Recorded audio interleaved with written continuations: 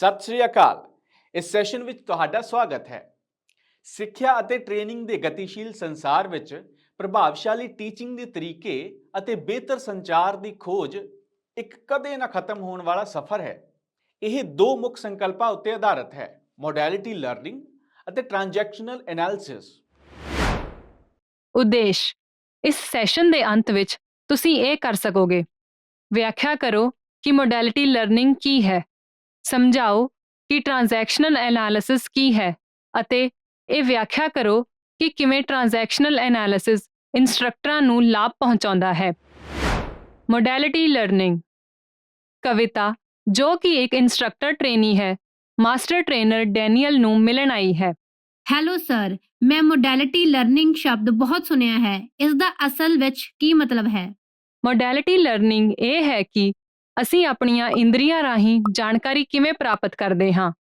ਇਹ ਸਮਝਣਯੋਗ ਹੈ ਕਿ ਲੋਕਾਂ ਦੇ ਸਿੱਖਣ ਦੇ ਵੱਖੋ-ਵੱਖਰੇ ਤਰੀਕੇ ਹਨ ਅਤੇ ਅਸੀਂ ਇਹਨਾਂ ਨੂੰ ਆਮ ਤੌਰ ਤੇ 3 ਮੁੱਖ ਰੂਪਾਂ ਵਿੱਚ ਵੰਡਿਆ ਹੈ: ਆਡੀਟੋਰੀ, ਵਿਜ਼ੂਅਲ ਅਤੇ ਕਾਈਨੈਸਥੈਟਿਕਸ। ਮੋਡੈਲਿਟੀ ਲਰਨਿੰਗ ਵਿਅਕਤੀਗਤ ਸਿੱਖਣ ਦੀਆਂ ਸ਼ੈਲੀਆਂ ਲਈ ਟ੍ਰੇਨਿੰਗ ਨੂੰ ਅਨੁਕੂਲਿਤ ਕਰਨ ਵਿੱਚ ਸਾਡੀ ਮਦਦ ਕਰਦੀ ਹੈ, ਜਿਵੇਂ ਕਿ ਟ੍ਰੇਨਿੰਗ ਨੂੰ ਹਰ ਕਿਸੇ ਲਈ ਵਧੇਰੇ ਪ੍ਰਭਾਵਸ਼ਾਲੀ ਅਤੇ ਦਿਲਚਸਪ ਬਣਾਉਣ ਲਈ ਵਿਜ਼ੂਅਲ ਸਿੱਖਿਆਰਥੀਆਂ ਲਈ ਵਿਜ਼ੂਅਲ ਦੀ ਵਰਤੋਂ ਕਰਨਾ ਅਤੇ ਕਾਈਨੈਸਥੈਟਿਕਸ ਸਿੱਖਿਆਰਥੀਆਂ ਲਈ ਹੈਂਡ-ਔਨ ਗਤੀਵਿਧੀਆਂ। ਆਓ ਹੁਣ ਇਹਨਾਂ ਤਿੰਨਾਂ ਰੂਪਾਂ ਨੂੰ ਵਿਸਥਾਰ ਵਿੱਚ ਵੇਖੀਏ। ਆਡੀਟੋਰੀ ਮੋਡੈਲਿਟੀ। ਆਡੀਟੋਰੀ ਲਰਨਰਜ਼ ਨੂੰ ਸੁਣਨ ਅਤੇ ਮੌਖਿਕ ਸੰਚਾਰ ਵਿੱਚ ਆਪਣੀਆਂ ਸਿੱਖਣ ਦੀਆਂ ਤਰਜੀਹਾਂ ਦਾ ਪਤਾ ਲੱਗਦਾ ਹੈ। ਉਹ ਬੋਲੀਆਂ ਗਈਆਂ ਹਦਾਇਤਾਂ, ਚਰਚਾਵਾਂ ਅਤੇ ਲੈਕਚਰਾਂ ਰਾਹੀਂ ਸਭ ਤੋਂ ਪ੍ਰਭਾਵਸ਼ਾਲੀ ਢੰਗ ਨਾਲ ਗਿਆਨ ਨੂੰ ਹਾਸਲ ਕਰਦੇ ਹਨ। ਉਹਨਾਂ ਦੀਆਂ ਨੀਡਸ ਨੂੰ ਪੂਰਾ ਕਰਨ ਲਈ ਇੰਸਟ੍ਰਕਟਰ ਕਈ ਤਰ੍ਹਾਂ ਦੀਆਂ ਰਣਨੀਤੀਆਂ ਨੂੰ ਅਪਣਾ ਸਕਦੇ ਹਨ, ਜਿਵੇਂ ਕਿ ਰਿਕਾਰਡਿੰਗ ਲੈਕਚਰ। ਰਿਕਾਰਡਡ ਕੀਤੇ ਗਏ ਲੈਕਚਰ ਪ੍ਰਦਾਨ ਕਰਨ ਨਾਲ ਆਡੀਟੋਰੀ ਸਿੱਖਿਆਰਥੀਆਂ ਦੁਬਾਰਾ ਸੁਣਨ ਅਤੇ ਵਾਰ-ਵਾਰ ਸੁਣਨ ਦੁਆਰਾ ਆਪਣੀ ਸਮਝ ਨੂੰ ਵਧਾ ਸਕਦੇ ਹਨ। ਚਰਚਾਵਾਂ ਵਿੱਚ ਹਿੱਸਾ ਲੈਣਾ।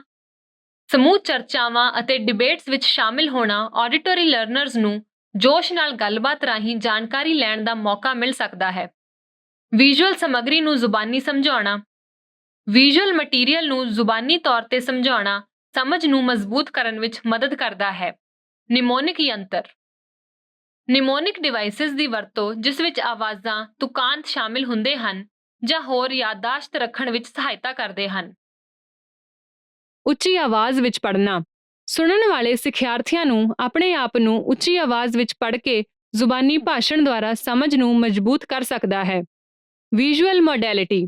ਦੂਜੇ ਪਾਸੇ ਵਿਜ਼ੂਅਲ ਸਿੱਖਿਆਰਥੀ ਉਦੋਂ ਵੱਧਦੇ ਹਨ ਜਦੋਂ ਜਾਣਕਾਰੀ ਵਿਜ਼ੂਅਲ ਏਡਸ ਅਤੇ ਸਮੱਗਰੀ, ਜਿਵੇਂ ਕਿ ਚਿੱਤਰ, ਚਾਰਟ, ਗ੍ਰਾਫ ਅਤੇ ਲਿਖਤੀ ਟੈਕਸਟ ਦੁਆਰਾ ਪੇਸ਼ ਕੀਤੀ ਜਾਂਦੀ ਹੈ।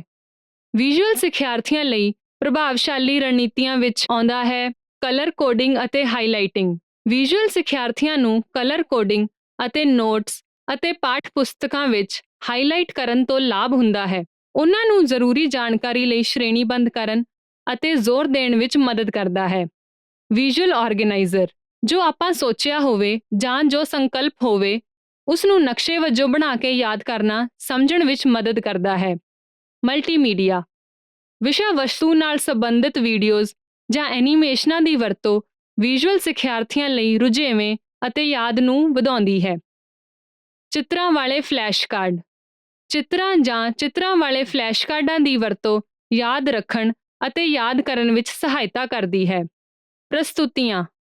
ਇੱਕ ਸੁਨੇਹਾ ਜਾਂ ਪ੍ਰਸਤੁਤੀ ਪ੍ਰਦਾਨ ਕਰਨ ਲਈ ਵਿਜ਼ੂਅਲ ਤੱਤਾਂ, ਜਿਵੇਂ ਕਿ ਚਿੱਤਰ, ਟੈਕਸਟ ਅਤੇ ਚਾਰਟ ਦੇ ਨਾਲ ਸਲਾਈਡ ਬਣਾ ਕੇ ਦਿਖਾਇਆ ਜਾਂਦੀਆਂ ਹਨ। Flow chart. ਉਹ ਚਿੱਤਰ ਜੋ ਪ੍ਰਮਾਣਿਤ ਚਿੰਨ੍ਹਾਂ ਅਤੇ ਕਨੈਕਟਿੰਗ ਲਾਈਨਾਂ ਦੀ ਵਰਤੋਂ ਕਰਦੇ ਹੋਏ ਇੱਕ ਪ੍ਰਕਿਰਿਆ, ਸਿਸਟਮ ਜਾਂ ਐਲਗੋਰਿਦਮ ਨੂੰ ਦਰਸਾਉਂਦੇ ਹਨ। ਚਾਰਟ ਅਤੇ ਗ੍ਰਾਫ। ਡੇਟਾ ਅਤੇ ਰੁਝਾਨਾਂ ਨੂੰ ਦਰਸਾਉਣ ਲਈ ਬਾਰ ਗ੍ਰਾਫ, ਪਾਈ ਚਾਰਟ ਜਾਂ ਲਾਈਨ ਗ੍ਰਾਫ ਵਰਗੀਆਂ ਵਿਜ਼ੂਅਲ ਪ੍ਰਸਤੁਤੀਆਂ ਦੀ ਵਰਤੋਂ ਕੀਤੀ ਜਾਂਦੀ ਹੈ। ਐਨੀਮੇਸ਼ਨ। ਪ੍ਰਕਿਰਿਆਵਾਂ, ਸੰਕਲਪਾਂ ਜਾਂ ਵਿਚਾਰਾਂ ਨੂੰ ਗਤੀਸ਼ੀਲ ਅਤੇ ਦਿਲਚਸਪ ਤਰੀਕੇ ਨਾਲ ਸਮਝਾਉਣ ਲਈ ਮੂਵਿੰਗ ਚਿੱਤਰਾਂ ਅਤੇ ਗ੍ਰਾਫਿਕਸ ਦੀ ਵਰਤੋਂ ਕਰਨਾ ਹੁੰਦਾ ਹੈ। ਵੀਡੀਓਜ਼।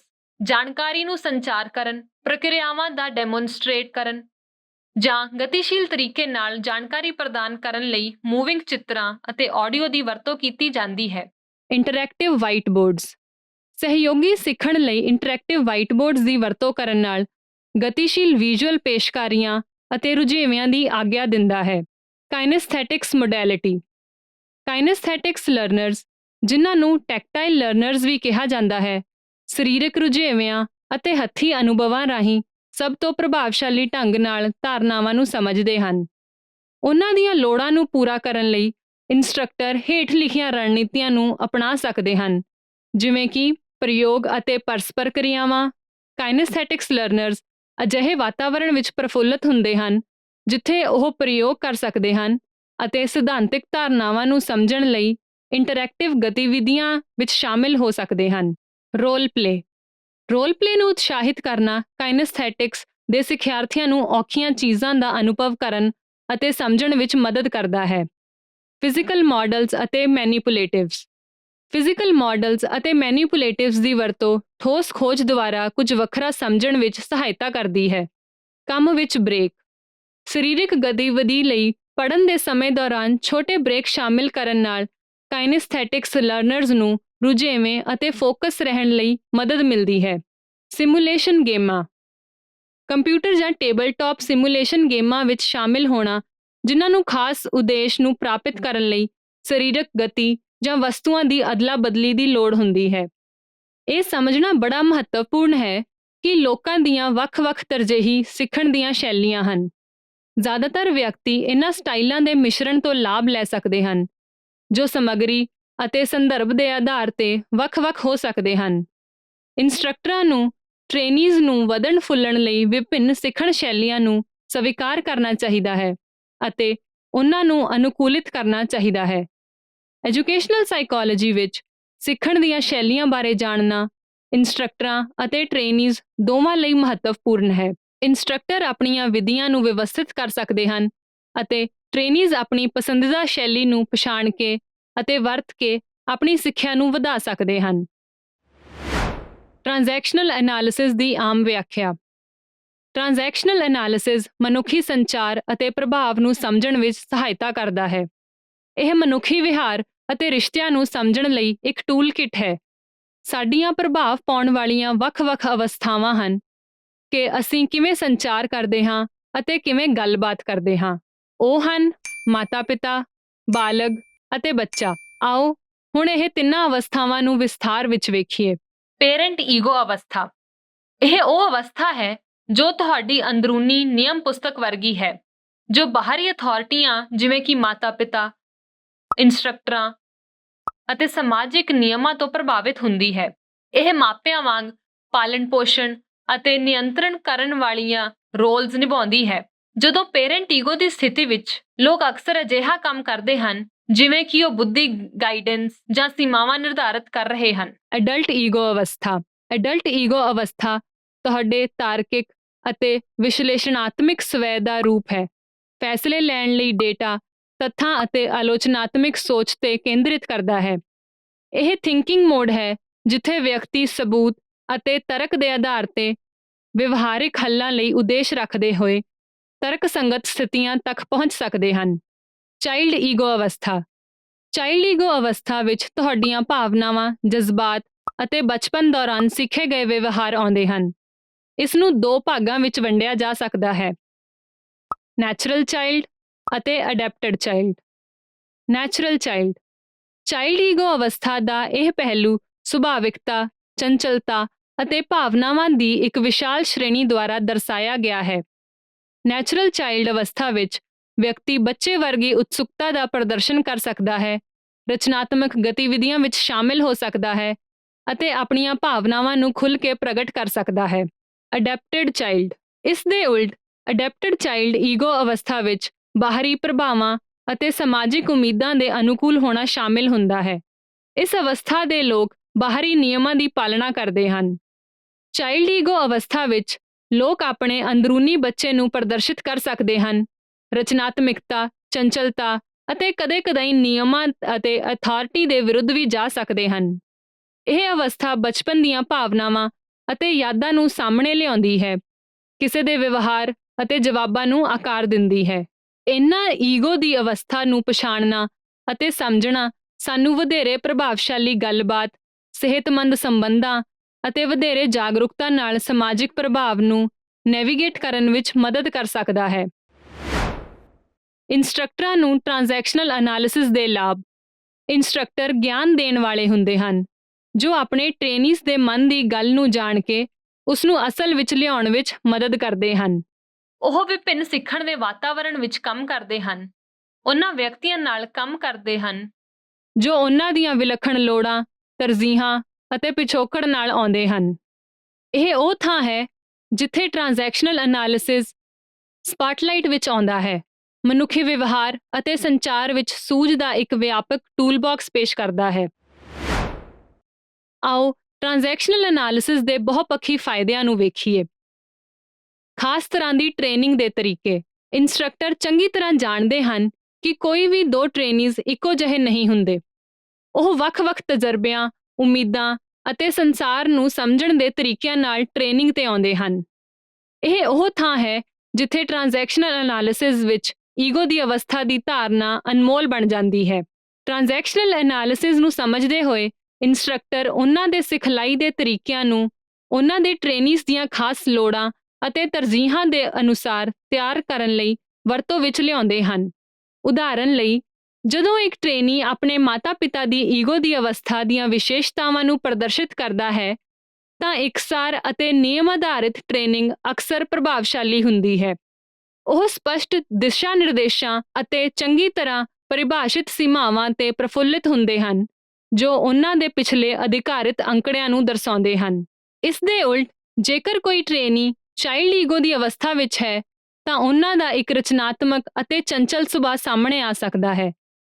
ਇਹਨਾਂ ਈਗੋ ਦੀ ਅਵਸਥਾ ਦੀ ਵਿਭਿੰਨਤਾਵਾਂ ਨੂੰ ਪਛਾਣਨਾ ਇੰਸਟ੍ਰਕਟਰਾਂ ਨੂੰ ਵਿਅਕਤੀਗਤ ਸਿੱਖਣ ਦੀਆਂ ਸ਼ੈਲੀਆਂ ਨੂੰ ਪ੍ਰਭਾਵਸ਼ਾਲੀ ਢੰਗ ਨਾਲ ਪੂਰਾ ਕਰਨ ਵਿੱਚ ਮਦਦ ਕਰਦਾ ਹੈ। ਪ੍ਰਭਾਵਸ਼ਾਲੀ ਸੰਚਾਰ। ਇਸ ਦੇ ਮੂਲ ਰੂਪ ਵਿੱਚ ਟ੍ਰੇਨਿੰਗ ਸੰਚਾਰ ਬਾਰੇ ਹੈ।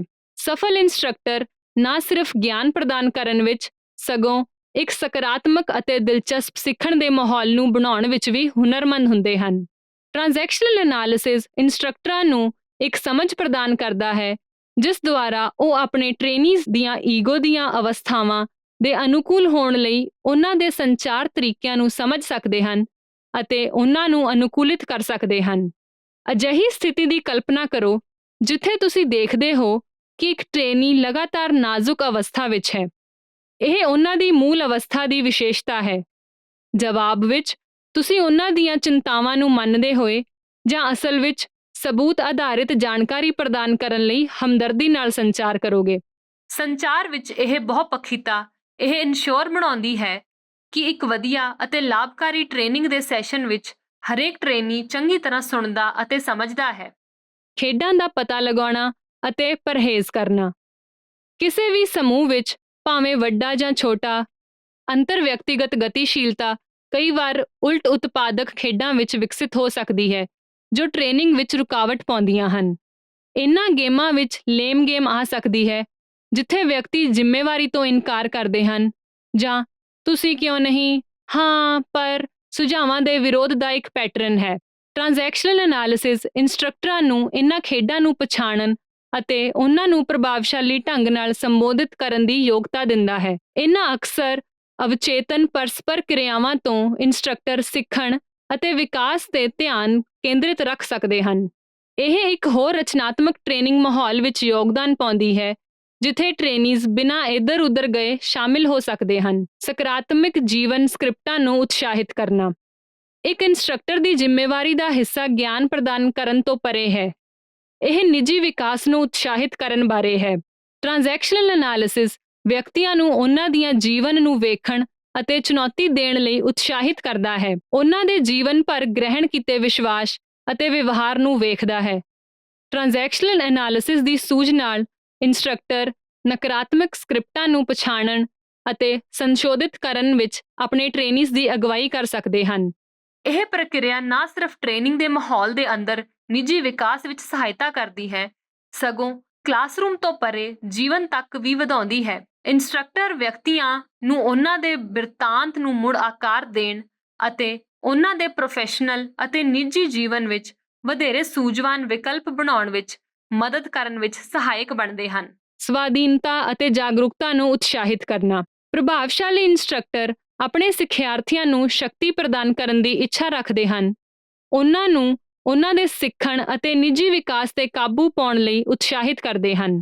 ਟ੍ਰਾਂਜੈਕਸ਼ਨਲ ਐਨਾਲਿਸਿਸ ਵਿਅਕਤੀਆਂ ਨੂੰ ਉਹਨਾਂ ਦੀਆਂ ਈਗੋ ਦੀਆਂ ਅਵਸਥਾਵਾਂ ਅਤੇ ਉਹਨਾਂ ਤੋਂ ਪੈਦਾ ਹੋਣ ਵਾਲੇ ਵਿਕਲਪਾਂ ਨੂੰ ਸਮਝਣ ਵਿੱਚ ਮਦਦ ਕਰਕੇ ਸਵੈ ਜਾਗਰੂਕਤਾ ਅਤੇ ਸਵਾਧੀਨਤਾ ਨੂੰ ਉਤਸ਼ਾਹਿਤ ਕਰਦਾ ਹੈ। ਟ੍ਰਾਂਜੈਕਸ਼ਨਲ ਐਨਾਲਿਸਿਸ ਦੀ ਵਰਤੋਂ ਦੁਆਰਾ ਇੰਸਟ੍ਰਕਟਰ ਆਪਣੇ ਟ੍ਰੇਨੀਜ਼ ਨੂੰ ਚੋਣ ਕਰਨ ਲਈ ਸ਼ਕਤੀ ਪ੍ਰਦਾਨ ਕਰਦੇ ਹਨ, ਜਿਸ ਨਾਲ ਉਹਨਾਂ ਨੂੰ ਨਾ ਸਿਰਫ ਟ੍ਰੇਨਿੰਗ ਵਿੱਚ ਸਗੋਂ ਉਹਨਾਂ ਦੇ ਵਿਆਪਕ ਜੀਵਨ ਵਿੱਚ ਵੀ ਫਾਇਦਾ ਹੁੰਦਾ ਹੈ। ਟ੍ਰਾਂਜੈਕਸ਼ਨਲ ਐਨਾਲਿਸਿਸ ਇੰਸਟ੍ਰਕਟਰ ਦੀ ਮਨੁੱਖੀ ਵਿਵਹਾਰ ਅਤੇ ਸੰਚਾਰ ਦੀ ਸਮਝ ਨੂੰ ਵਧਾਉਂਦਾ ਹੈ, ਇੱਕ ਪਾਲਣ ਪੋਸ਼ਣ ਵਾਲਾ ਵਾਤਾਵਰਣ ਬਣਾਉਂਦਾ ਹੈ ਜੋ ਨਿੱਜੀ ਅਤੇ ਪੇਸ਼ੇਵਰ ਵਿਕਾਸ ਨੂੰ ਉਤਸ਼ਾਹਿਤ ਕਰਦਾ ਹੈ।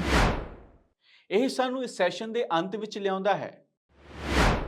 ਇਸ ਸੈਸ਼ਨ ਵਿੱਚ ਅਸੀਂ ਸਿੱਖਿਆ ਹੈ ਇਹ ਸਮਝਾਉਣਾ ਕਿ ਮੋਡੈਲਿਟੀ ਲਰਨਿੰਗ ਕੀ ਹੈ, ਇਹ ਸਮਝਾਉਣਾ ਕਿ ਟ੍ਰਾਂਜੈਕਸ਼ਨਲ ਐਨਾਲਿਸਿਸ ਕੀ ਹੈ ਅਤੇ ਇਹ ਸਮਝਾਉਣਾ ਕਿ ਕਿਵੇਂ ਟ੍ਰਾਂਜੈਕਸ਼ਨਲ ਐਨਾਲਿਸਿਸ ਇੰਸਟ੍ਰਕਟਰਾਂ ਨੂੰ ਲਾਭ ਪਹੁੰਚਾਉਂਦਾ ਹੈ।